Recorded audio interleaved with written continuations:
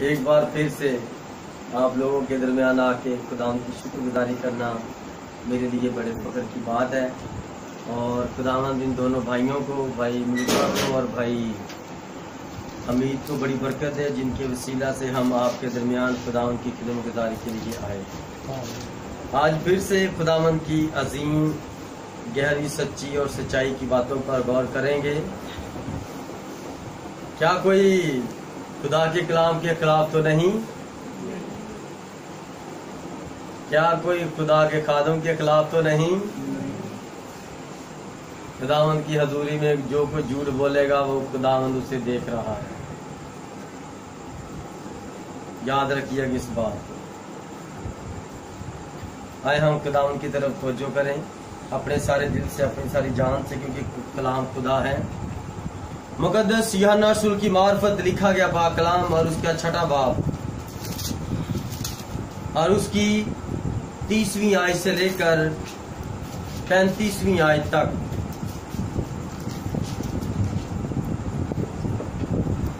बस उन्होंने उससे कहा, फिर तू कौन सा निशान दिखाता है ताकि हम देखकर तेरा यकीन करें? तू कौन सा काम करता है? हमारे बाप दादा ने बियाबान में मन खाया, चुनाचा लिखा है कि उसने उन्हें खाने के लिए आसमान से रोटी दी।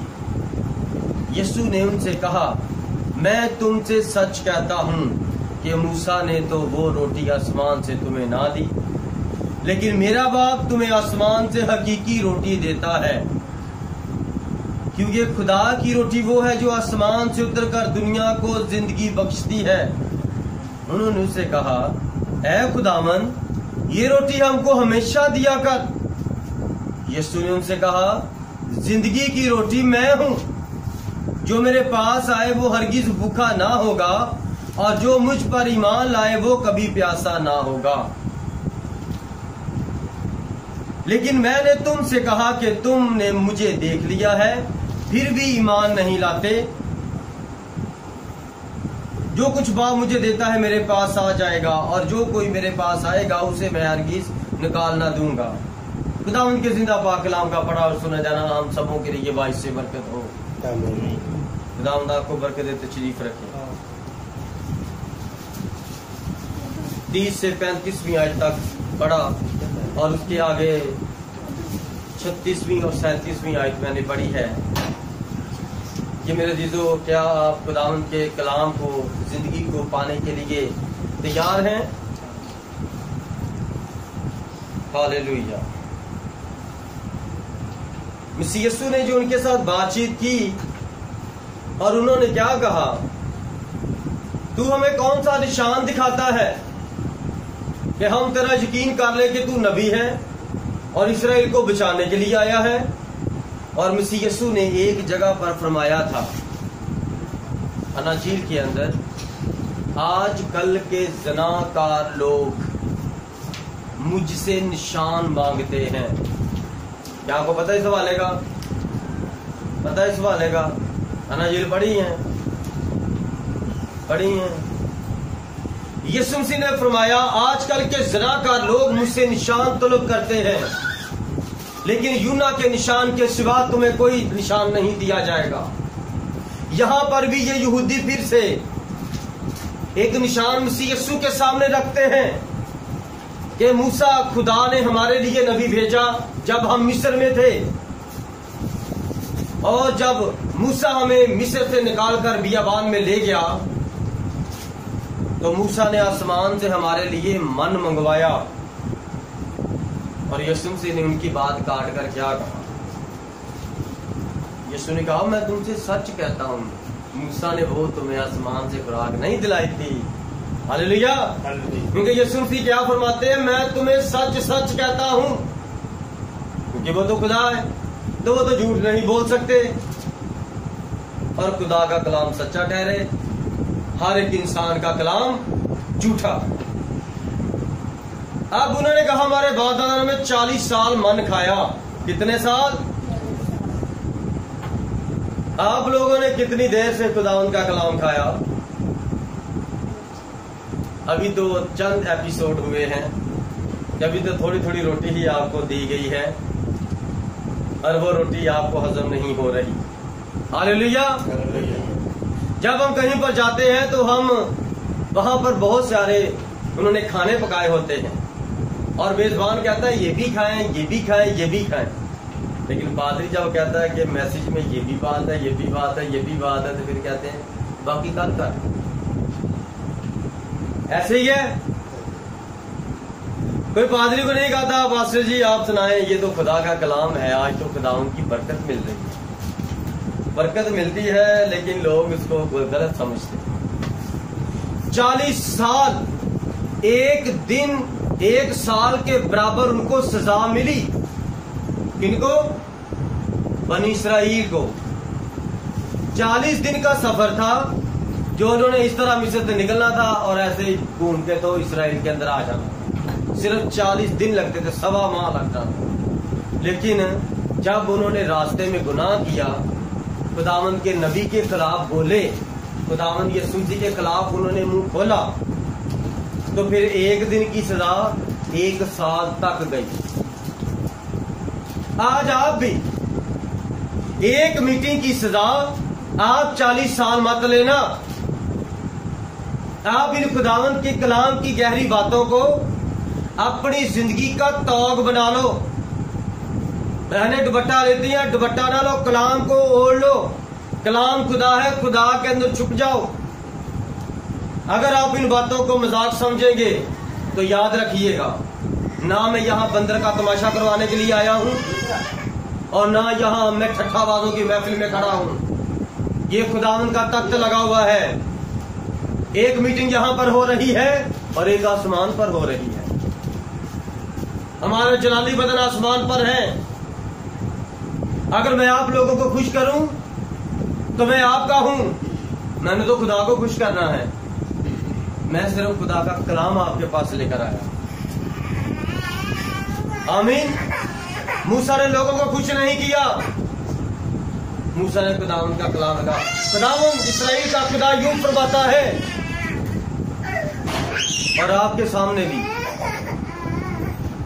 मैं खुदावंद का छोटा सा खादम, खुदावंद इस्राएल का खुदा यूं फरमाता है। वो जो हमारे लिए इंसान बनकर आ गया वो ये फरमाता है। वो क्या फरमाता है?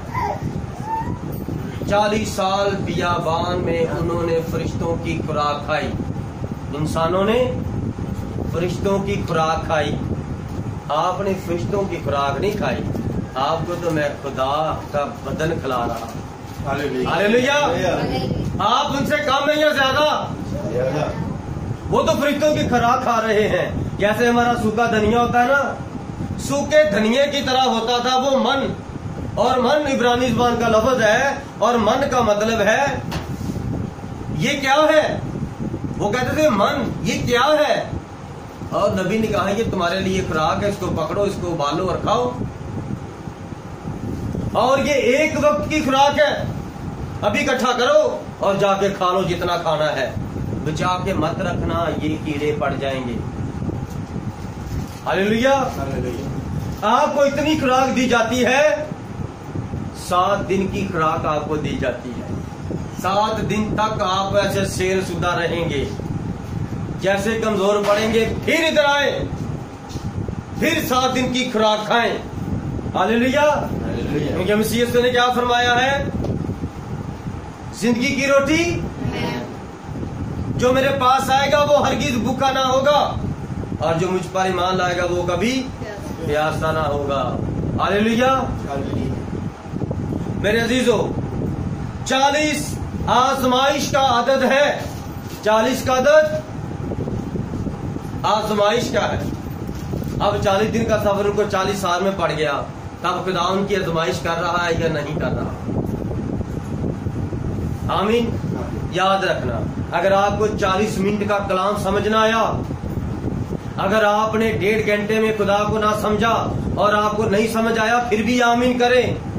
शिगिर्द 3.5 साल यीशु के साथ थे, लेकिन उनके ज़हन बंद थे। आप शिगिर्दों से आगे तो नहीं हो, लेकिन वो भी यीशु का कलाम सुनते कहते हैं आमीन। खुदा ने फरमाया मैं खुदावंद खुदा हूं। उन्होंने कहा आमीन। ये बात किसी को ना कहना जब तक मैं मरकर जी ना उठूं।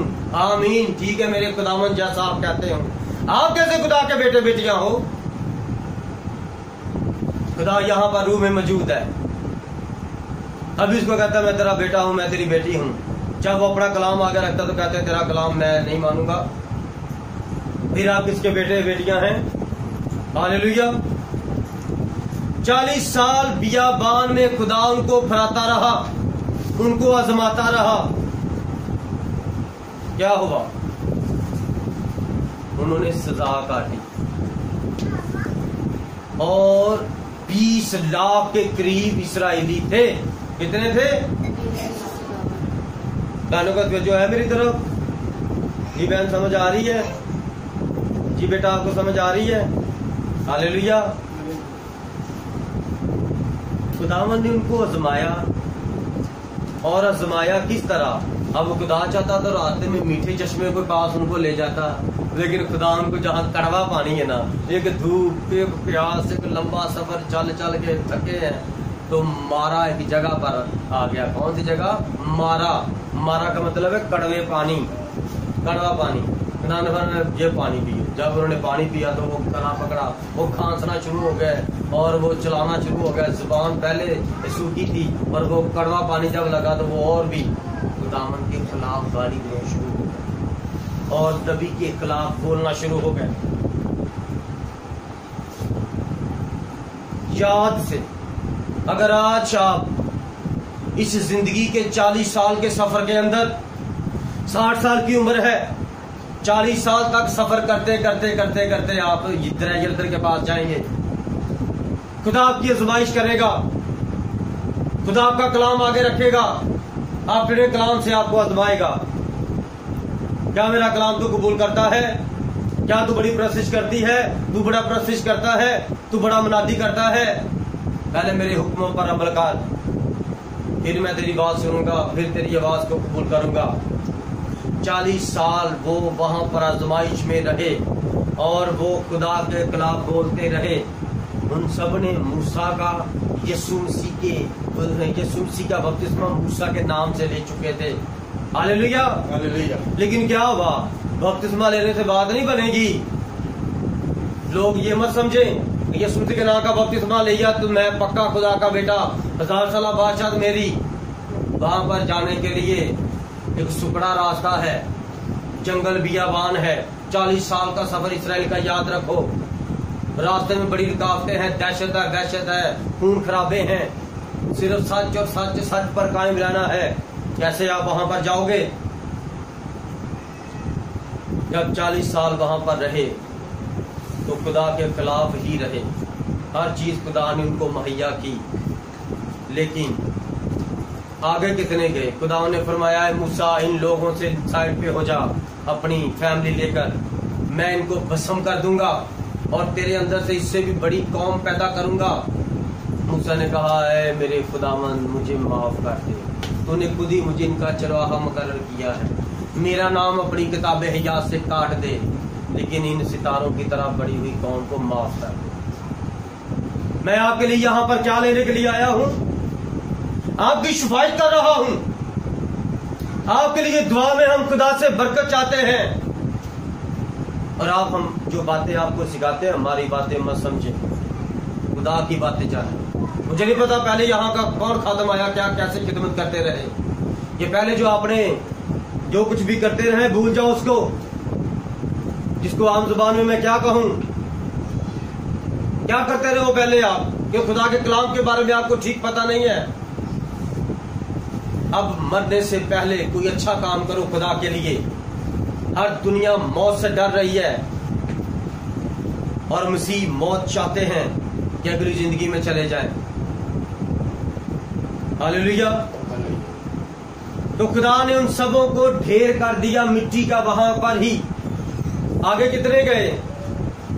कितने गए आगे? 2 आगे गए।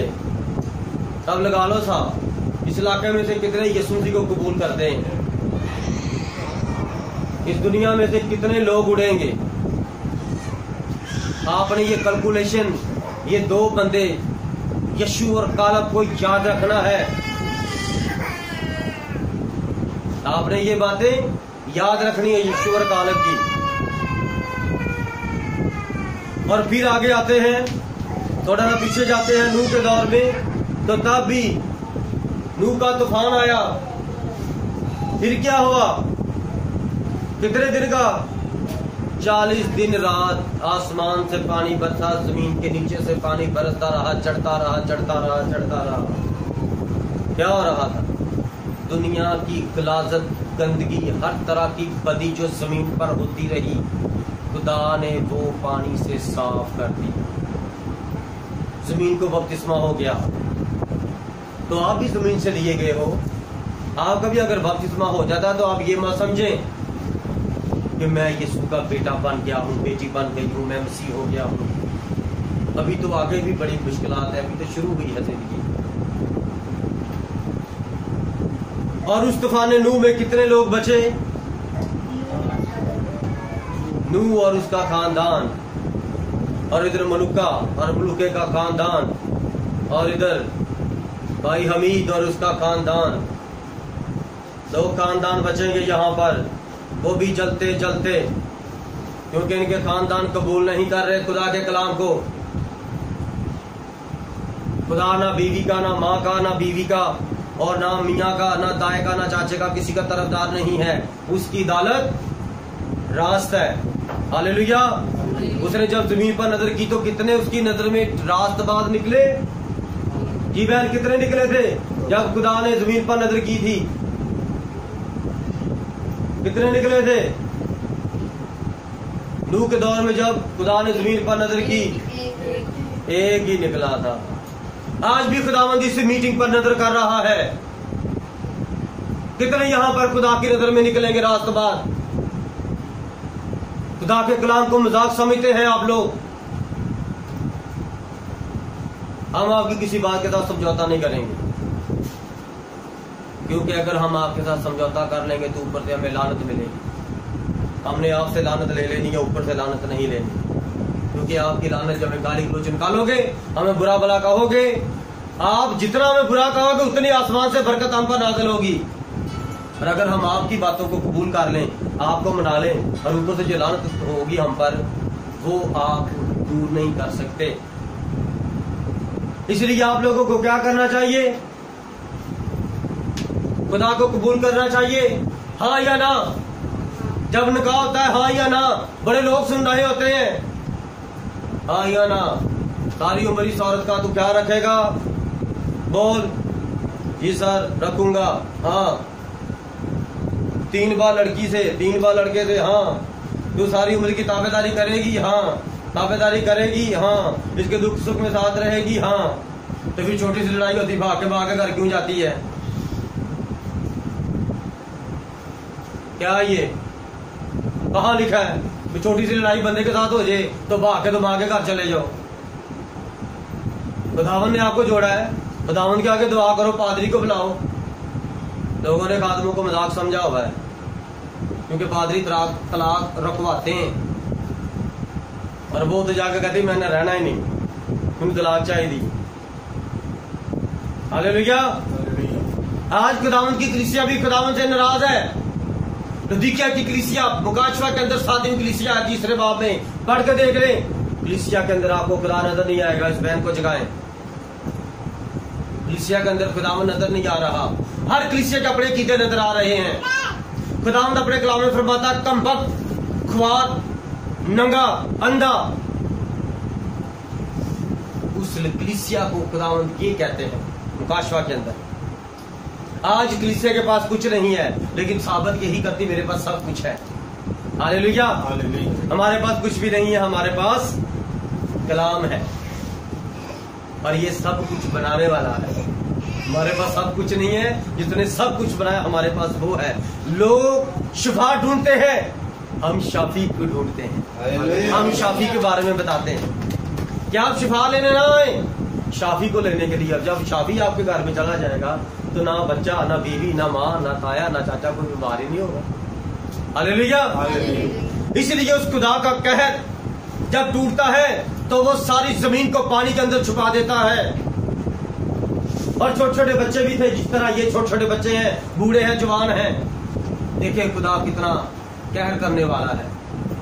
छोटे छोटे बच्चे रोते होंगे, खुदा माफ कर दे, खुदा माफ कर दे, पानी इतना इतना इतना इतना घुटनों तक, टखनों तक, कमर तक आ गया। लोगों ने माफी मांगनी शुरू कर दी। खुदा ने माफ किया किसी को? माफी जब तक कश्ती बन रही थी तब तक, जब तक उठाया जाना नहीं है तब तक माफी है। जब खुदा ने अपने लोगों को उठा लिया उसके बाद कोई माफी नहीं है। फिर खुदा के लोग ऊपर, जैसे वो कश्ती के अंदर, वो अंदर खुराक खा रहे हैं। 40 दिन बारिश हुई और कितनी देर पानी ठहरा रहा। वो 1.5 साल इतना कसा या कम ज्यादा बनता है तकरीबन, तो 1.5 साल का खाना पीना सब कश्ती के अंदर किसने रखा? खुदा ने सब कुछ अंदर दे दिया। 8 जानों के लिए, और जितने भी जोड़े अंदर जानवरों, चरिंदों परिंदों के सब रखे थे, वो सब के लिए वो खाना मुहैया खुदा ने किया, क्योंकि वो ये हवाई है। अगर उसने तूफान भेजा था तो खुराक तो है कोई नहीं, तो वो कश्ती के अंदर ही सब कुछ खा पी रहे हैं। हालेलुया। खुदा जिनको आसमान पर उठा के ले जाएगा ना, खुदा उनको वहां पर सब कुछ देगा। नीचे जो जमीन पर रह जाएंगे उनके कार्ड बनेंगे, उनके चिप्पे अंदर लगेंगी। वो 666 की मोहर लगाते फिरेंगे। लगाओगे तो खाना मिलेगा, वो तो सब कुछ मिल रहा है। यहाँ पर जब तक आप रिश्ते को नहीं मानोगे आपको कुछ भी नहीं मिलेगा। हालेलुया।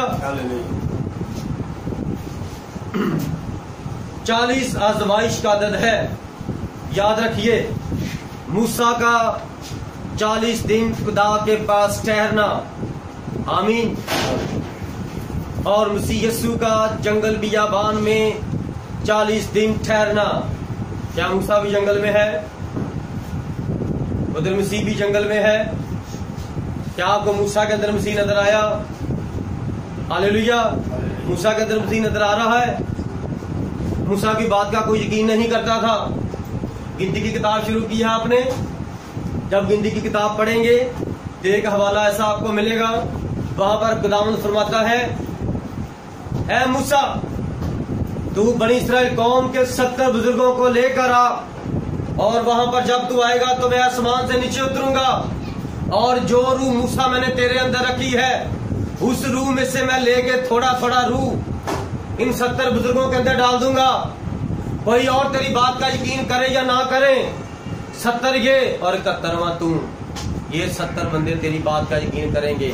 और ये 70 करेंगे तो 70 खानदान करेंगे, 70 खानदान करेंगे तो उनके आगे 70 और खानदान करेंगे, तो सारा बनी इस्राएल मान जाएगा मेरी बात।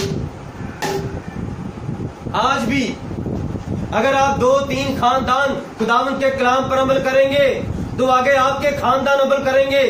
अगर आप बचोगे तो फिर आप किसी दूसरे को बचाओगे, और अगर आप खुद ही नहीं बचोगे, बस कहोगे जी वो मलूका गलत बातें करता है, वो गलत बंदों को लेकर आ रहा है, और आप कहोगे जी भाई हमीद ये गलत बंदे लेके आ रहा है, ये बंदे ठीक कलाम नहीं सुनाते। कोई भी पादरी आपके आपको इधर उधर की बातें हमारे खिलाफ कर देगा तो आप मान लेंगे। पहले आपने चांदी देखी थी, चांदी के ऊपर तरफ पानी चढ़ाया हुआ था सोने का, ये सोना है। लेकिन जब वो हमारे सामने आया हमने उसके ऊपर क्या डाला? तेजाब डाल दिया, वो पानी उतर गया। जब सोने की काट आपने मालूम करनी है, सुनियारे के पास जाओ। सुनियारे ने जब सोना लेना है तो वो बड़े फार्मूले लगाएगा। वो कभी पत्थर के ऊपर, नीलम के ऊपर रगड़ेगा, कभी काले पत्थर के ऊपर रगड़ेगा, और फिर आपके सामने आग लगाएगा, और फिर आखिर में तेजाब निकालेगा, आपके सोने के ऊपर डालेगा। अगर आपका सोना खरा नहीं होगा तो फिर उसको आग लग जाए, वो पिघल जाए, उसके अंदर से धुआं उठेगा, और खुदावंद यीशु आ गए, वो आपको लग जाएगा। पहले वो आपको तैयार करें, और फिर वो अपनी यीशु नाम का आपको बपतिस्मा देगा। एक दूसरे को आपने सोने नहीं देना, जो भी आपके साथ सोएगा आपने उसको जगाना है। हालेलुया। हालेलुया। क्योंकि अगर आप सो जाएंगे तो आपको ये बरकत नहीं मिलेगी। हालेलुया। इसलिए आप खुदावंद के कलाम को कबूल करें। पैदाइश की किताब 2 बाब उसकी 5वीं आयत, जल्दी से ये हवाला निकालें। पैदाइश की किताब 2 बाब 5वीं आयत।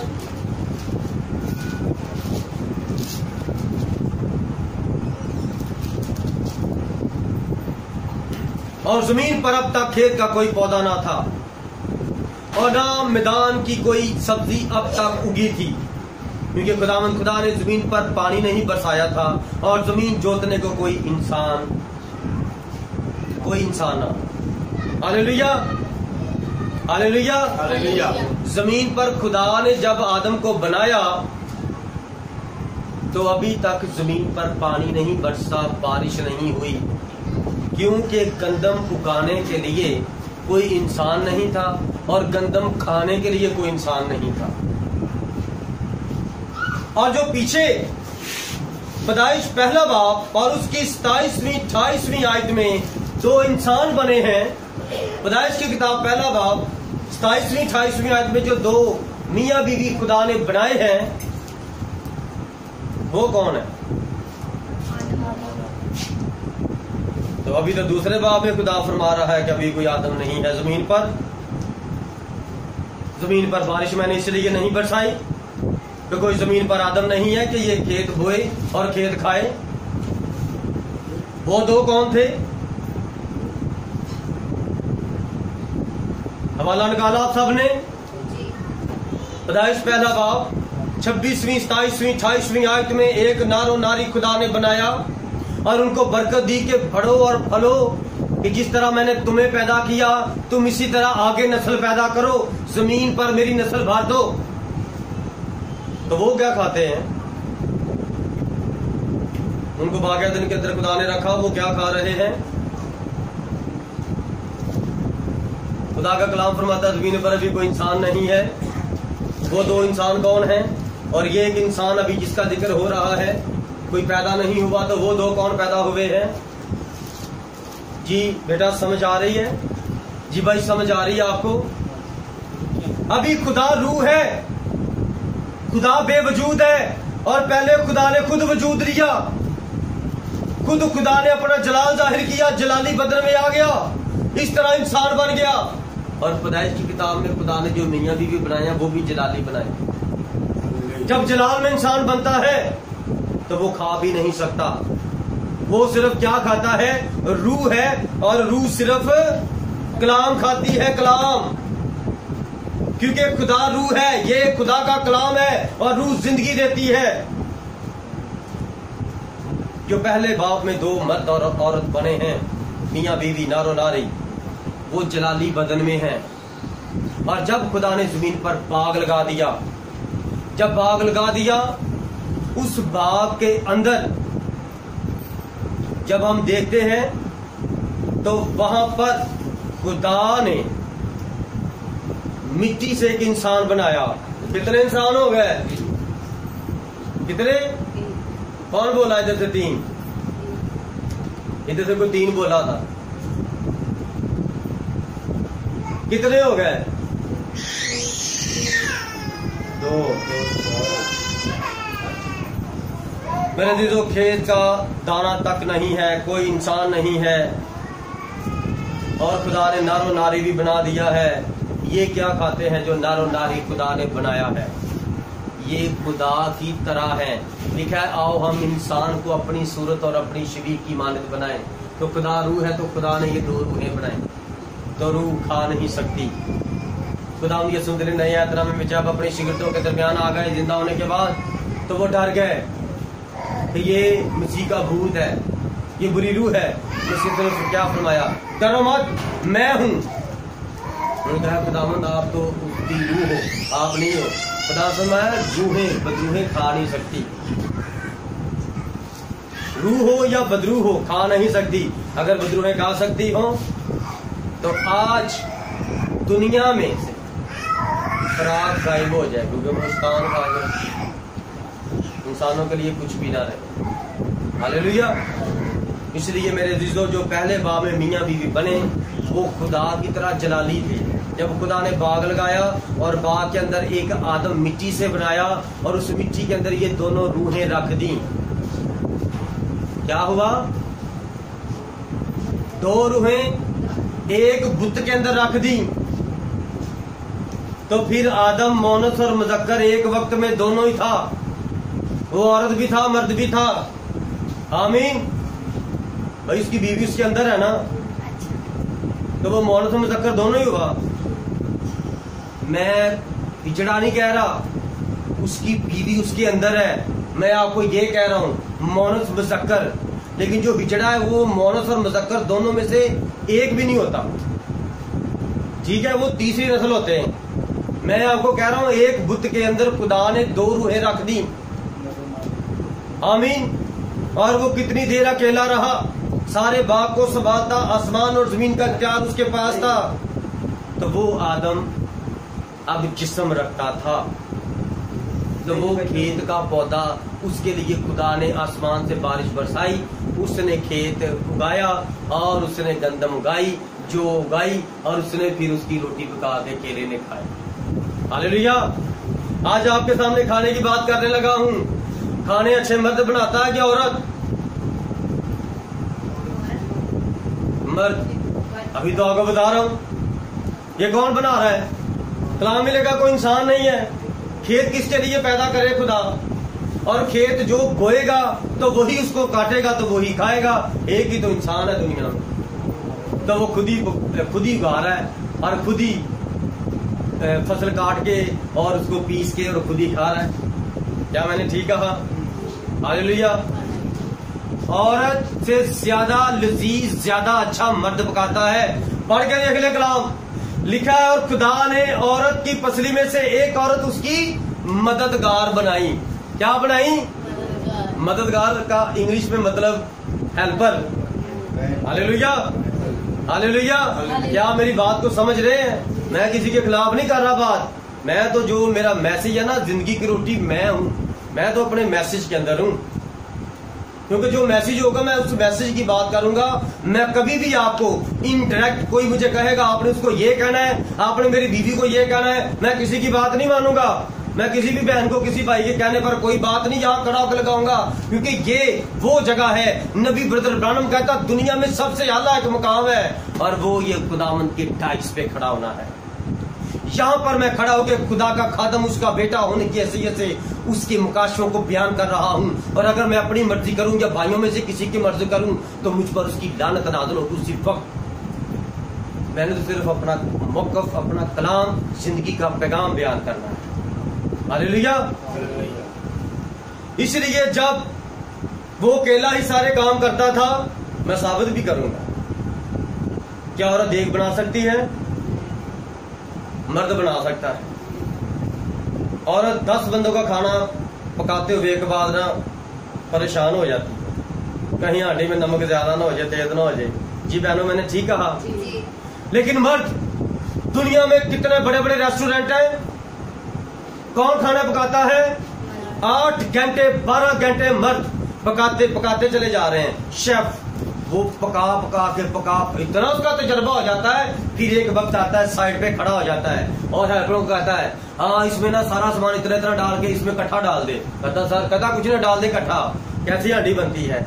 और वो जो पकाने वाले खाने वाले होते हैं ना, वो कहते हैं ये जिस बंदे ने बनाया है, वेटर जाओ उस बंदे को बुला कर लाओ, ये 1000 रुपया 100 रुपया उस बंदे को नाम दूंगा जिसने ये खाना पकाया है। आपने सर्व किया, आपको 100, उसको 500 में दूंगा, उसको बुलाओ। क्या मैंने ठीक कहा? तो मर्द क्या है? आगे है। आमीन। क्यों भला? क्योंकि खुदावंद इंसान बन गया था, वो मर्द बना। Hallelujah, hallelujah. खुदावंद यीशु मसीह के नाम से जोरदार था।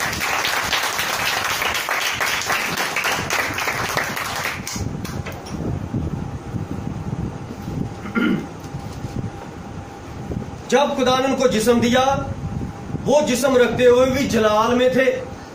क्यों भला? क्योंकि वो दोनों नंगे थे। और हम अब नंगे बहनों के सामने नहीं आ सकते, क्योंकि जब खुदा ने हमारा ये ज़हन खोल दिया है, हमारा बातन रोशन कर दिया है, तो अब हमें ये बेहुदा काम करने नहीं चाहिए। क्योंकि नंगा शैतान करता है। ग्रासीनियों के इलाका में एक इंसान नंगा रहता था, उसके अंदर क्या था? बदरूहों का शैतान की एक लश्कर फौज थी उसके अंदर। आज भी जो मर्द अपने आप को नंगा करते हैं, उनके अंदर अभी इसकी बुरी रूहें हैं। और जो बहनें अपने आप को इस तरह बेहुदा लिबास पहनकर दूसरों के सामने पेश करती हैं, उनके अंदर बुरी रूहें हैं। पिछला मैसेज याद है सबको? वो नहीं भूलेगा किसी को। पास्टर तारिक सबको याद रहेगा। खुदा अपने बेटे बेटी के पास कब आता था बागेदन में? शाम के वक्त। अब भी शाम का वक्त है, ठंडा वक्त है। अब भी खुदा अपने बच्चों के दरमियान आया हुआ है। हालेलुया। ये खुदावंद के कलाम की अजीम बातें। इसीलिए इसराइलियों का शाम से शाम तक एक दिन होता है। आमीन। और जब खुदा ठंडे वक्त अपने बच्चों के पास आता तो वो दोनों मियां बीवी नंगे थे। अब देखो, खुदा ने उनको नंगा बनाया था और खुदा वो नंगे और खुदा उनके पास आ रहा है।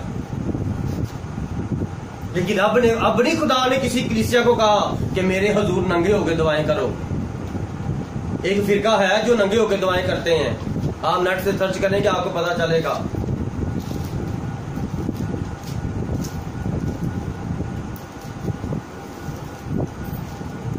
वो खुदा में जिंदा थे। उनको हर चीज खुदा ने खाने के लिए हुक्म दे दिया कि तुम इस बाग की रखवाली करो, ये तुम्हारा घर है, मैंने तुम्हारे खाने के लिए हर दरख्त हर फूल फल पैदा किया है, तुम खाओ और यहाँ पर जिंदगी बसर करो।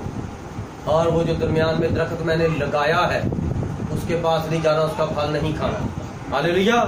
इसलिए जो खुदा आपको बेटों और बेटियों मना करता है ना अपने कलाम में, तो आप भी अपने आप को ना बागे अदन के अंदर समझो। और जो बातें आपको सिखाई जा रही है, औरत ऐसे न करे, मर्द ऐसे न करे, औरत ऐसे न करे, मर्द ऐसे न करे, तो आप भी समझे कि हम बागे अदन के अंदर हैं और शरीयत खुदा की सुन ली है हमारे अंदर। अगर आप करेंगे तो फिर आप जैसे उन्होंने किया था ऐसे करके ही आगे जाएंगे। वो जलाल में थे और जलाल में आपको खुराक की जरूरत नहीं होती। जब उनको जिस्म मिला तो वो खुराक खाते थे। जब बीवी उसकी बाहर आई, वो उसकी मददगार हुई। उसको बीवी को रोटी बनानी कौन सिखा रहा है? हालेलुया।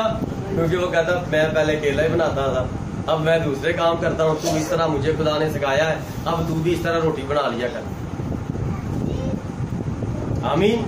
औरत मर्द की मददगार है। औरत मर्द पर हुकूमत मत करे। खुदा का कलाम फरमाता है मर्द के ताबेदारी करे औरत।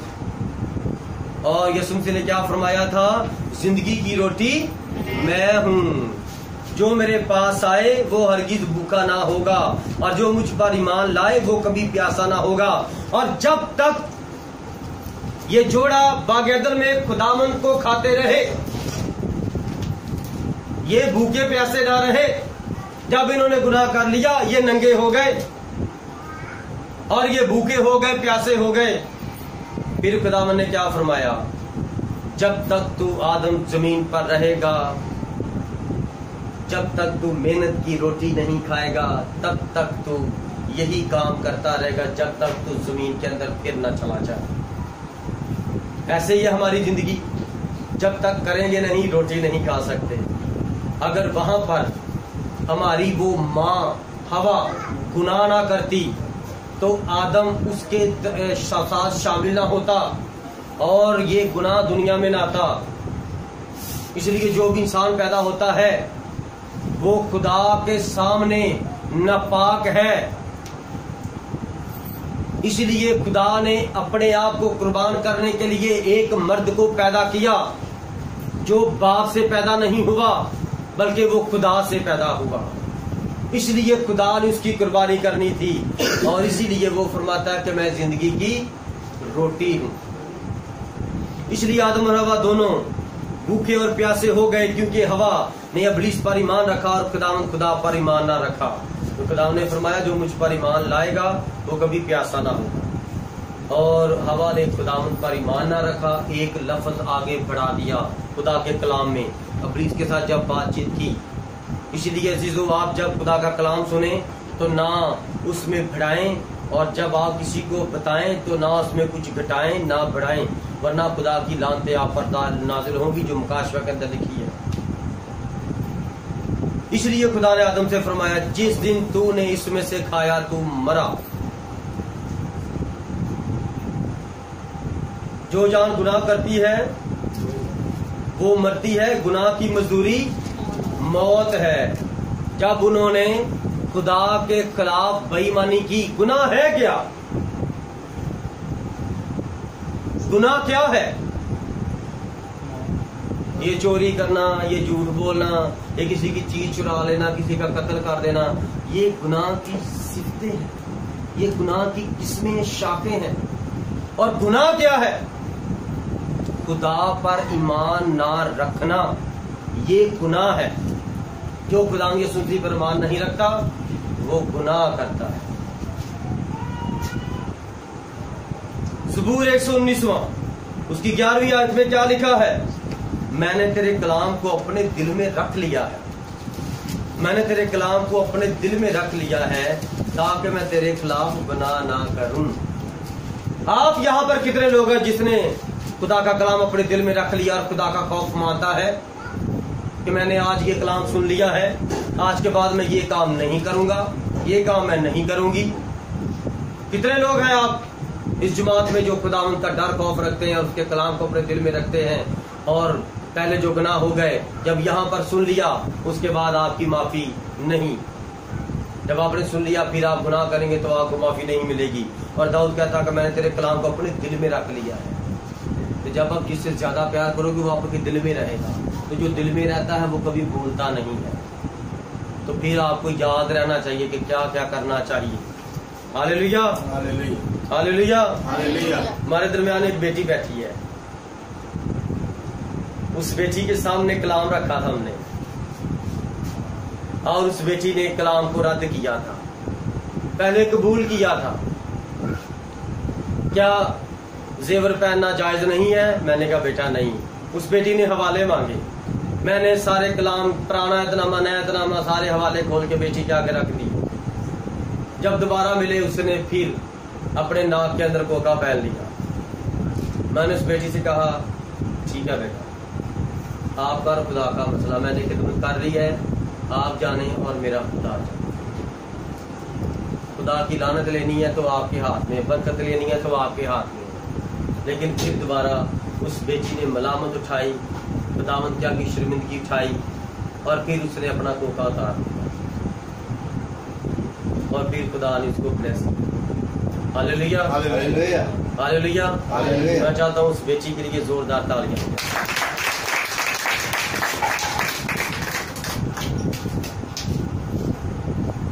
वो बेटी मीटिंग के बाद आपको नजर आए, हमारे दरमियान बैठी। खुदावंद उसको और आपको बरकत दे, और जिन्होंने ये गवाही सुनी है, ये पैगाम सुना है, वो खुदा के कलाम पर अमल करने की कोशिश करें। जब आदम और हवा जमीन की मिट्टी से जिस्म लेते हैं तो फिर उनको खुराक की जरूरत होती है। आमीन। इसलिए खुदा ने आसमान से बारिश बरसाई और जमीन सैराब हुई, और गंदम और जौ और तमाम चीजें जो बोई जाती हैं, उगाई जाती हैं, वो उन्होंने खाई पी और खुदावंद के दूर बढ़ते रहे। Hallelujah, hallelujah. इसलिए ज़बूर नवीस, ज़बूर 104 उसकी 15वीं आयत में,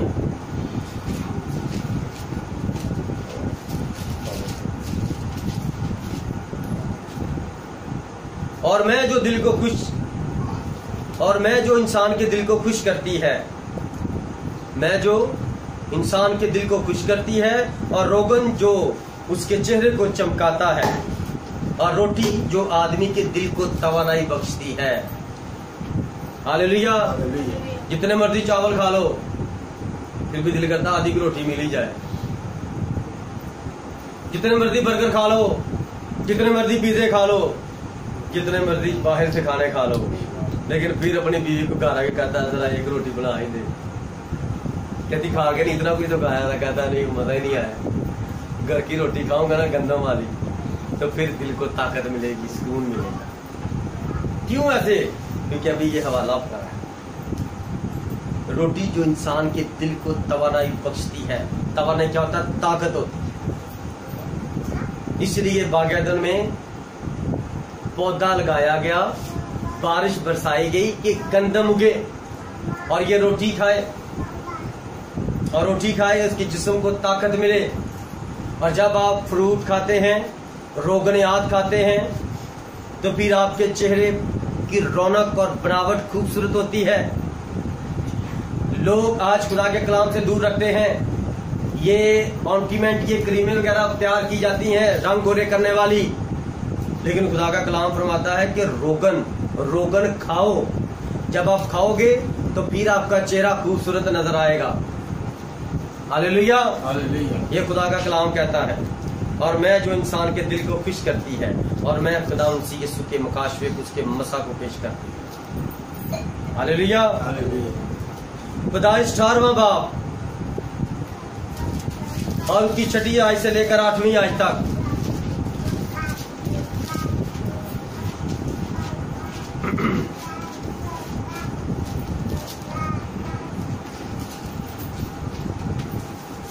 वहां पर 2 फरिश्ते हैं और उनके साथ एक और फरिश्ता है। 3 फरिश्ते हैं और एक फरिश्ता खुदावंद खुदा है, और 2 फरिश्ते वो इंसान बनकर आए हैं। और खुदा यहाँ पर इब्राहिम के पास इंसान बनकर आया है, और इब्राहिम दुआ में मिन्नतें करता था, खुदा मैंने तुझे देखना है, ऐ मेरे खुदावंद यीशु मैंने तुझे देखना है, मेरे घर किसी दिन तशरीफ लाएं, मैं आपका खाना तैयार करूं।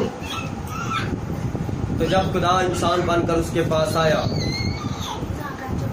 जब खुदा इंसान बनकर अपने नबी के पास आया, तो नबी ने खुदा को क्या खिलाया? क्या क्या खिलाया था नबी ने? मक्खन, दूध और बछड़े का गोश्त। गाय के बछड़ा होता है ना, बछड़े का गोश्त। और एक रोटी खुदा ने खाई थी। 3 फुलके बनाए थे सारा ने, और 2 फुलके 2 फरिश्तों ने खाए थे, वो भी इंसान बनकर आए थे। ये जो मरियम से खुदावंद पैदा हुए हैं, उससे पहले भी खुदा इंसान बनकर आया है। अब वहां पर कौन सी तसलीस बनाएंगे? नए आदनामे में रूह कुदस, पुराने आदनामे में उकाब। यहाँ पर भी खुदा इंसान बनकर आया है। अब यहाँ पर पुराने आदनामे में कौन सी ईद बनाएंगे? खुदा की मर्जी, जो मर्जी वो अपने आप को जाहिर करे, वो नबी बन जाए, वो रसूल बन जाए, वो इंसान बन जाए, वो अपनी मर्जी का मालिक है। क्या इब्राहिम ने कहा कि तू इंसान बन के आ? वो तो कहता था तू मेरा खुदा है। खुदा ने कहा मैंने तुझे अपनी तरह बनाया है। तो कहता फिर मेरे घर आ तो मेरे साथ खाना खा, मैं तुझे देखना चाहता हूँ। तो खुदा अपने नबी के पास इंसान बनकर आया। इसीलिए वो नए आदनामे में एक भी, दुनिया के आखिर में भी इंसान बनकर आया, कि सब लोग उसे देख सकें कि खुदा क्या है। खुदा जो नजर नहीं आता था, वो मसीह के अंदर मुजस्सम हो गया, उसके अंदर फिट हो गया। जिसने देखना मसीह को देखे। और वो कहते तू तो बड़ाई है। कहता मैं बड़ाई नहीं हूँ, तुम्हारा खुदा मेरे अंदर, जिसको तुम अपना बाप कहते हो यहूदियों, मैं तुम्हारा खुदावंद खुदा हूँ। कहते देखा कुफर बख्तर, तेरे अंदर बुरी रूह है। और यीशु ने क्या फरमाया? इब्ने आदम के हक में तुम कुफर बकोगे, तुम्हें माफ किया जाएगा। नबियों के हक में तुम कुफर बकोगे, तुम्हें माफ किया जाएगा। लेकिन जब पाक रूह आएगा, तो पाक रूह कौन है? पाक रूह कौन है? तो जब वो जिस्म में नहीं, वो दोबारा रूह की सूरत में आएगा ना, तो जब कोई उसके खिलाफ बोलेगा, तो ना उसको यहाँ पर माफी मिलेगी, ना अगले जहान में माफी मिलेगी। हालेलुया। ये पाक रूह कोई लैदा नहीं है, पाक रूह यीशु के अंदर ही था। और पाक रूह खुदावंद खुदा है, वो हक और सच का खुदा है, वो और कोई नहीं है। वहां पर भी वो इंसान बनकर आया। इस तरह यूहन्ना की इंजील उसका 6वां बाब उसकी 9वीं आयत में इंसान के लिए खुराक कितनी जरूरी है, कि जब खुदा इंसान बनकर आया तो नबी कहता है आप मेरे पास इसीलिए आए हैं, आपके लिए मैं पानी लाता हूँ, आप अपने पाँव धो लीजिए और बैठ जाएं, उस दरख्त के नीचे आराम करें, मैं आपके लिए खाना तैयार करता हूँ। तो खुदावन ने क्या फरमाया? जा जैसा तू कहता है तू वैसा ही कर, जा जैसा तू कहता वैसा ही कर। उसने जल्दी जल्दी फिर खाना तैयार किया, खुदावन के आगे ना गोश्त बना के रखा, खुदा ने खाया, क्योंकि खुदा जिस्म में था। जब आप जिस्म में हो, आपको खाने की जरूरत होती है। जब आप जिस्म से निकल कर आसमान पर चले जाओगे, तुम्हारी रूह यहाँ से निकलेगी, आसमान पर जो जलाली बदन है उन बदनों के अंदर तुम्हारी रूह चली जाएगी। आसमानी बदन और है, जमीनी बदन और है। आसमान का जिस्म और है, जमीन का जिस्म और है। हम आसमान से जला वतन होकर जमीन पर आए हुए हैं। हालेलुया। यानी छोटा बाप 9वीं आयत में क्या लिखा? जौ की 5 रोटियां 2 मछलियां। यीशु ने यहाँ पर मौजज़ा किया था, 5000 को खाना खिलाया था, 2 मछलियों से 5000 को मछलियां खिला दी थी। और जौ की 5 कितनी कौन से गंदम थी? जो ठंडी होती और वो मौसम बड़ा गर्म था तब। तो यीशु ने फरमाया ये बड़ी 3 दिन से ये मेरे पीछे पीछे चलते आ रहे हैं, तो इनके लिए खाने का इंतजाम करो। जी बहन छोड़ दे उसको, आप इधर तो जो करें छोड़ दे उसे, कोई बात नहीं। कौन सी रोटियां थी? जौ की 5 रोटियां। ये बारले की गंदम थी और ये ठंडा है। जो ठंडी होती है फसल, और बड़ी गर्मी थी। और ये रोटी खाएंगे तो जिस्म को ताकत भी मिलेगी और ठंडक भी मिलेगी। हालेलुया। तो खुदावंद ने फरमाया अपने शागिर्दों से इनके लिए खाने का इंतजाम करो। उसने कहा खुदावंद जी हमारे पास तो इतने दिनार नहीं है, इतने पैसे नहीं है, लोग चंदा कम देते हैं, तो हम इतना पैसा कहाँ से लाएं? यहाँ तो ये 5,000 तक लोग हैं, तो हम इतना खाना कहाँ से लेके आए, कहाँ से पकवाएं जो इनके लिए पूरा करें? तो खुदावंद ने फरमाया यहाँ पता करो किसी के पास रोटियां हैं। तो पता किया, इंद्रियास ने जब भाग दौड़ की तो जमात में से ना 5 रोटियां जौ की मिल गई। और जब वो 5 रोटियां जौ की मिली और पता चला फिर 2 मछलियां भी मिल गई। और खुदावंद ने क्या फरमाया? इनको तरतीब के साथ 50-50 लोगों की कतार बनाओ। कितने लोगों की? वहां पर हवाला पढ़ना है आपने ये बात। 50-50 की कतार बनाओ। आज लोगों को पढ़ के भी समझ नहीं आती कि खुदावंद के आगे बैठना कैसे है। फिर कलाम पर उंगलियां उठाते हैं कि उसने तो ऐसे कह दिया, उसने ऐसे कह दिया। खुदा तरतीब का खुदा है। पहली बात, आपको तो खुदा के आगे बैठना नहीं आता। कोई पीछे से उठ के आगे चला गया, कोई आगे से पीछे चला जाता है। खुदा को तो आपने एक इंसान समझा है, मजाक समझा है। खुदा की अहमियत जाननी है तो जाओ जादूगरों के पास जाओ। आप जाओ, पहले वहां पर बैठो, वहां से बुलाएंगे, फिर अंदर जाओ, फिर जादूगर के सामने जाओ, फिर जादूगरों के घुटने टेको, उनसे सीखो खुदा की अहमियत क्या है। जो जादूगर उनके घरों में जाओ। जादूगर औरतें क्या करती हैं? वो जुमेरात के जुमेरात नहाती हैं, धोती हैं, सारे काम छोड़ देती हैं। और जादूगर मर्द कोई काम नहीं करेंगे, लेकिन जुमेरात को छुट्टी करके आ जाएंगे 4 बजे, नहाए धोएंगे। जैसे ही मुंह दे रहा होगा वो अंदर जाएंगे, अपने दिए जलाएंगे और अंदर उनके साथ कोई और नहीं जाएगा। यहाँ पर तमीज ही नहीं आई अभी तक लोगों को। ये खुदा क्या है, उसका खादम क्या है, कलाम क्या है, प्रस्तिश क्या है, ज़बूरों की किताब क्या है। खुद खड़े हो जाते हैं, कलाम पैरों में रख देते हैं, बरकत मिलेगी, लानत। फिर कहते हैं मैं दवाच भी गई था तो मेरी कमर की दर्द हाले तक नहीं गई। मैं 5 हफ्ते हो गए मैं चर्च जा रही हूं तो मैं ठीक नहीं हो रही। क्यों ठीक होगी? क्योंकि तू जाके बाइबल नीचे पैर में रख देती है। तो बाइबल तो खुदा है। अभी तो आपको पता नहीं बैठना कैसे है खुदा के आगे। खुदा ने फरमाया 50-50 की कतार करके इनको तरतीब के साथ बैठाओ।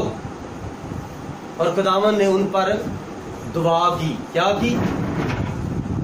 और खुदावन उस टोकरी में से 5 रोटियों में से अपने शागिर्दों को देता जा रहा है। और वो 50 की लाइन गए, 50 की लाइन गए, तो वो 12 बिलों से लोग इकट्ठे हुए, गैर कौम से लोग आए हुए, 5000 तकरीबन लोग थे। उनको खिलाया।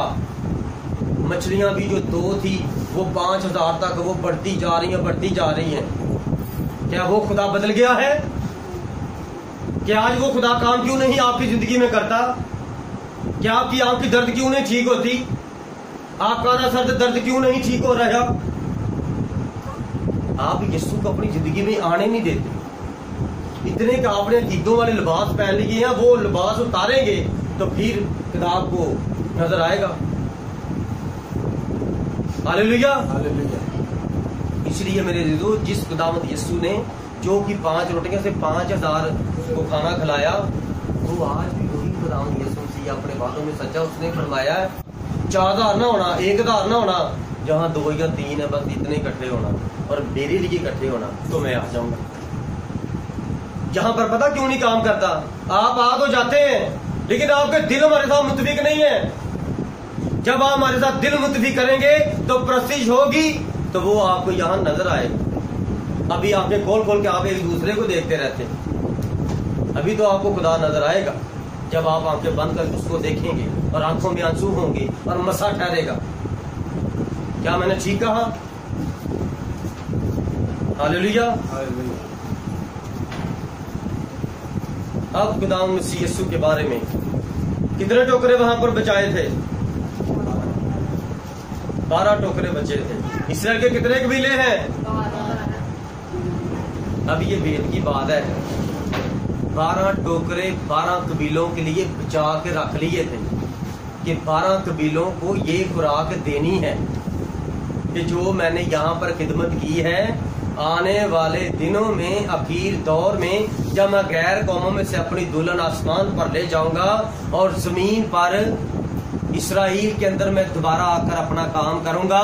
और ये जो खुराक मैंने बचाई है ना, 12 टोकरे बचाए हैं, किसके लिए? 12 कबीलों के लिए बचाई है ना खुराक। ये 12 कबीलों के लिए 12 टोकरे जो मैंने बचा के रखे हैं ना, ये अभी तक सेफ है। ये कहां पर खुलेंगे? ये 6 टोकरे एक को देने हैं, खुदावन ने 6 टोकरे एक को देने हैं और वो 6 कबीलों में जाकर के बांटेंगे। ये मूसा और एलिया मुकाशवा 11वां बाब के अंदर 1 और 1 11, ये 2 बंदे 11वां बाब के अंदर आपको नजर आएंगे और ये इसराइल के अंदर जाकर ये बची हुई इसराइल की खुराक वो उनको देंगे। तो फिर इसराइल के अंदर से कितने लोग निकलेंगे यीशु मसीह के नाम के बपतिस्मा लेने के लिए? 1,44,000 बिन्यामीन। क्या आपको नजर आया? हालेलुया। मेरी बात की समझ आई? ये मुकाशवा था, आपको समझ नहीं आएगा अभी जब तक आप ताबेदारी नहीं करेंगे। हालेलुया। फिर यूहन्ना 6 बाब 13वीं आयत, वहां पर इस बात को दोबारा से लिखा गया है और इसके बारे में ये भेद खुलता है। और फिर हम जब आगे चलते हैं और आगे जाकर देखते हैं कि यूहन्ना की इंजील 6 बाब 9वीं आयत में जो कि 5 रोटियां, ये 5 क्या है? 5 फजल का अदद है। 5 क्या है? JESUS, Jesus. ये 5 फजल है खुदावंद यीशु मसीह का। ये खुदावंद भूखों प्यासों को देखकर परेशान है और उसने 5 रोटियों से 5,000 को खाना खिलाया। हालेलुया। और फिर 2 मछलियों से 5,000 को खाना खिलाया। 5 फजल का अदद है। खुदा खुद इंसान बनकर अपना बदन कुर्बान करता है हमारी निजात के लिए। ये हमारे लिए उसने अपना बदन कुर्बान किया कि जो मेरा बदन खाएगा वो हमेशा की जिंदगी पाए। मैं आसमान से जो उतरी हुई जिंदगी बख्शने वाली रोटी मैं हूं। हालेलुया। अब 2 मछलियों से क्या मुराद है? आप भी कहते हो कि 5 रोटियों के बारे में तो बता दिया, 2 मछलियां रह गई। 2 मछलियों से मुराद है 2 कलीसियाएं, पुराने यादनामे की, नए यादनामे की, इसराइल की और गैर कौमों की। 2 कलीसियां हैं। हालेलुया। ये 2 मछलियां 2 कलीसिया को जाहिर करती है। तारीख पढ़ेंगे जब बाइबल की, तो मसीह यीशु ने कलीसिया के लिए एक निशान दिया था, मछली। मैं तुम्हें यूना के निशान के सिवा कोई निशान नहीं दूंगा। जिस तरह यूना मछली के पेट में 3 रात दिन रहा, जरूर है कि अपने आदम भी जमीन के अंदर 3 रात दिन रहे। हालेलुया। इसलिए मेरे अजीजों, ये 2 मछलियां 2 कलीसियाओं को जाहिर करती हैं। आमीन। जिस तरह बियाबान में 40 साल मन और बटेर खुदावन ने भेजे और उनके खुदा के लोगों ने खाया और उनको मिस्र से रहाई दी, इसी तरह खुदा अपने अहद के मुताबिक जो नया अहद उसने बांधा है हमारे साथ कि मेरे खून में ये नया अहद है, जो आज भी हम उसकी यादगारी करने वाले हैं। आज भी हम शायरबानी लेंगे। और 12 का अदद जो है वो किसका अदद है? इसराइल के 12 कबीले हैं, 12 रसूल है। 12 का अदद क्या है? कामलियत का। 12 का अदद प्रस्तिश का अदद। 12 का अदद प्रस्तिश का अदद है कि जब खुदा गैर कौमों की कलीसिया को इकट्ठा कर लेगा और जब खुदा 12 कबीलों में से अपने लोगों को इकट्ठा करेगा तो फिर उसकी कामिल परस्तिश होगी। क्योंकि आज सिर्फ ठीक तौर पर 12 कबीले ही उसकी परस्तिश करते थे।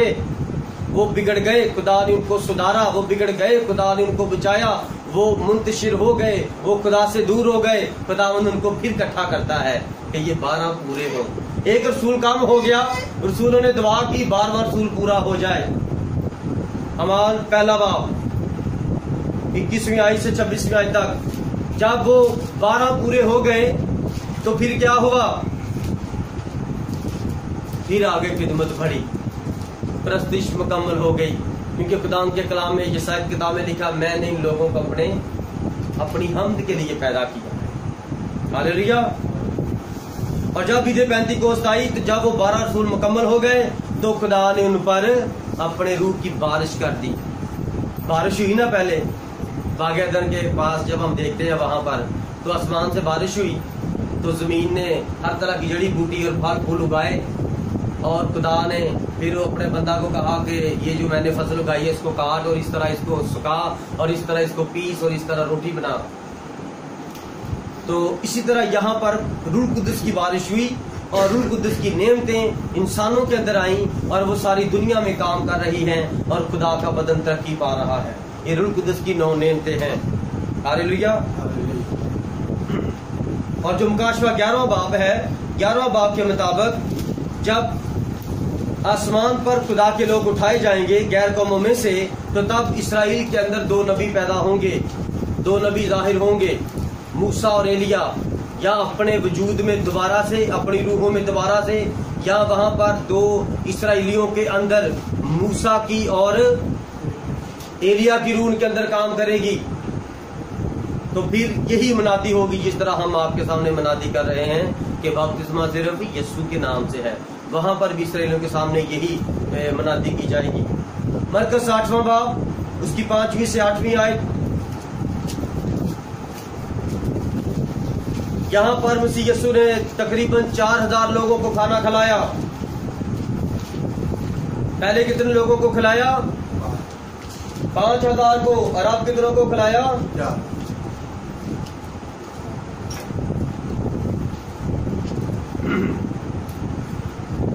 इनके पास भी कितनी रोटियां थी? 7 रोटियां। और कितनी मछलियां थी? छोटी मछलियां थी कुछ। और लोग तकरीबन 4000 लोग थे। और जब खुदावन ने उनको तरतीब के साथ बिठाया और बचे हुए टोकरे कितने उठाए? ये बचे हुए टोकरे ये नहीं कि जो वो टुकड़े फेंक रहे थे, रोटी जाया नहीं करते, ठीक है, उन्होंने पेट भर के खाया और जो टुकड़े बच गए, रोटियां बच गई, ये वो रोटियां बची हैं। आमीन। जिस तरह हमें अभी खाना खाया है तो हमने काट काट के एक दूसरे को दी, हमने ये तो नहीं ना आधी खा के आधी आधी रखते जा रहे थे। मेरी बात समझ रहे हैं? जिस तरह नान रोकनी आते हैं तो उनको काट के 2 पीस करके रखते हैं ना, इसी तरह की बात को समझने की कोशिश करें कि ये उनके बचे हुए टुकड़े नहीं थे, उन्होंने तो पेट भर के खाना खा लिया।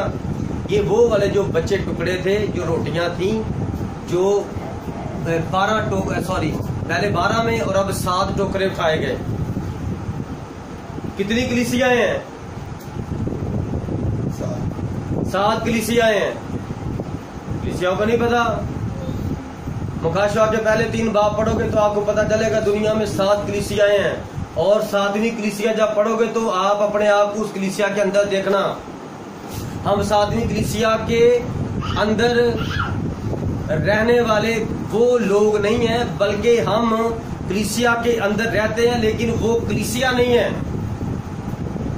क्योंकि हमने उस कलीसिया के पास जो कलाम है वो नहीं कबूल किया, बल्कि ये कलाम कबूल किया है। और हम रहते आखिरी कलीसिया में हैं, लेकिन हम ये कलीसिया नहीं है, हम खुदावंद की हकीकी पेंतीकास्टल कलीसिया।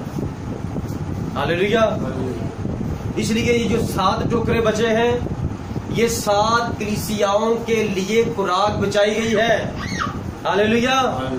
ये जो 7 टोकरे बचे हैं, 7 कलीसियाओं के लिए खुराक बची है, जिस तरह 12 टोकरे इसराइल के 12 कबीलों के लिए थी। लेकिन जो अब मरकस 8वां बाब 8वीं आयत में 7 टोकरे बचे हैं, ये गैर अक़वाम की 7 कलीसियाओं के लिए खुराक है, जो मसीह ने विचार रखी थी कि जाया ना हो जाए। हालेलुया। क्या आप सबको ठीक समझ आ रही है कि मसीह यीशु ने अपना बदन हमें खाने को दिया? ये जिस तरह मूसा ने वहां पर आसमान से मन खुदावंद से मिन्नत करके बरसवाया और लोगों के लिए दस्तरखान बियाबान में लग गया, तो जब मसीह यीशु ने भी जंगल बियाबान में मनादी की तो इतना लाखों का मजमा था और वहां पर खुदावंद ने भी आसमान से मन बरसाया। ये वही खुदा वहां पर था, वही खुदा यहाँ पर जिस समय है। हालेलुया। अब यूहन्ना 6 बाब और उसकी 53वीं आयत से लेकर 57वीं आयत तक पढ़ेंगे। यीशु ने उनसे कहा, मैं तुमसे सच कहता हूं कि जब तक तुम भी बड़े आदम का गोश्त ना खाओ और उसका खून ना पियो, तुम में जिंदगी नहीं। जो मेरा गोश्त खाता और मेरा खून पीता है, उस हमेशा की जिंदगी उसकी है और मैं उसे आखिरी दिन फिर जिंदा करूंगा, क्योंकि मेरा गोश्त फीन हकीकत खाने की चीज और मेरा खून फीन हकीकत पीने की चीज है। जो मेरा गोश्त खाता और मेरा खून पीता है वो मुझ में कायम रहता है और मैं उसमें। खुदा के जिंदा पाक कलाम का पढ़ा और सुना जाना हमारे लिए बाइस से बरकत हो। जिस तरह बाप मुझ में, जिस तरह जिंदा बाप ने मुझे भेजा और मैं बाप के सबब से जिंदा हूं, उसी तरह वो भी जो मुझे खाएगा मेरे सबब से जिंदा रहेगा। जो रोटी आसमान से उतरी यही है, जो रोटी आसमान से उतरी यही है। मसीह यीशु अपने आप को कह रहे हैं जो आसमान से रोटी उतरी, जिसके बारे में मैंने आपको पीछे भी कहा। यीशु ने कहा जिंदगी की रोटी मैं हूं और आसमान से जो रोटी तुम्हारे लिए उतरी वो मैं हूं। जो रोटी आसमान से उतरी यही है, बाप दादा की तरह नहीं कि खाया और मर गए। जो ये रोटी खाएगा वो अब तक जिंदा रहेगा। हालेलुया। क्या खुदावंद यीशु मसीह को खाना चाहते हैं? अभी जो मैं आपको खुदावंद का कलाम सुना रहा था तो आप उसे खा ही रहे। हालेलुया। खाने खाने का फर्क है और खाने खाना में फर्क है। हमारे अंदर रूह है और रूह के लिए खुदावंद का कलाम है और खुदावंद का कलाम हम खाते हैं और पीते हैं। मत्ती की जिल्द 26वां बाब और उसकी 26वीं आयत और 27वीं आयत हम पढ़ेंगे जब हम शायरबानी करेंगे। इससे पहले हम शायरबानी करें, अभी हम दुआ करेंगे जिंदा पाक कलाम के लिए। इस पाक कलाम का पढ़ा और सुना जाना हम सबों के लिए बाइस से बरकत हो। और मैं चाहता हूं कि आप सब जो भी खुदावंद के खिलाफ मुंह से बातें निकल गई हैं आपके, आप खुदावंद से माफी मांगे और खुदावंद के बदन को खाने के लिए अपने आप को तैयार करें और मसीह यीशु का लहू पीने के लिए अपने आप को उसके आगे पेश करें कि वो आपको इस लायक करे, इस काबिल करे कि आप उसका लहू पी सकें, उसका बदन खा सकें। और उसका बदन लहू खाने पीने के लिए पहले आप अपने आप को चेक करें, कहीं आप कसूरवार ना हो। हालेलुया। जो मैंने गवाही दी थी वो ये बेटी है, इसका नाम क्या है? अक्सा, इसके लिए तालियां बजवाई थी।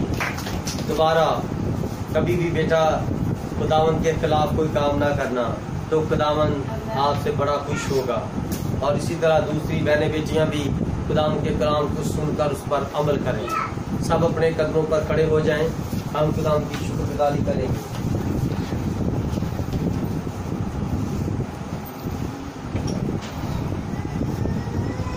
हालेलुया। सब साथ झुक जाएं, हर एक जुबान खुदावंद की तारीफ शुरू कर दे जिंदा कलाम के लिए और सब आंखें बंद कर लें और खुदावंद के आगे आजिज़ी करें, उससे बरकत मांगे, आजिज़ी करें, इंकिसारी करें, रहम की अपील करें।